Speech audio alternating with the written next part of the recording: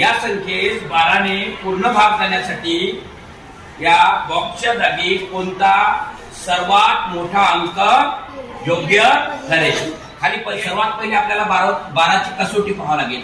12 ची कसोटी काय आहे? ज्या संख्येला 3 ने आणि 4 ने भाग जातो त्या संख्येला 12 ने भाग जातो. मग 4 ची कसोटी अशी आहे की ज्या संख्येच्या एकक आणि दशक स्थानाच्या अंकांना 4 ने भाग जातो त्या पूर्ण संख्येला 4 ने भाग जातो.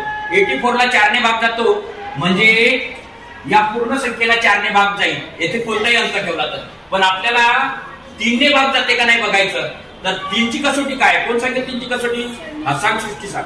ज्या संख्येतील सर्व अंकाच्या बेरजेला 3 ने भाग जाते त्या संख्येला 3 ने निश्चित भाग जातो. बघा, ज्या संख्येतील सर्व अंकाच्या बेरजेला 3 ने भाग जातो त्याला 3 ने निषेध भाग जातो. मग आता इथे बघू आपण 7 आणि 9 16, 16 आणि 4 20 आणि 8 28 आणि 4 32. याची टोटल झाली बघा 32.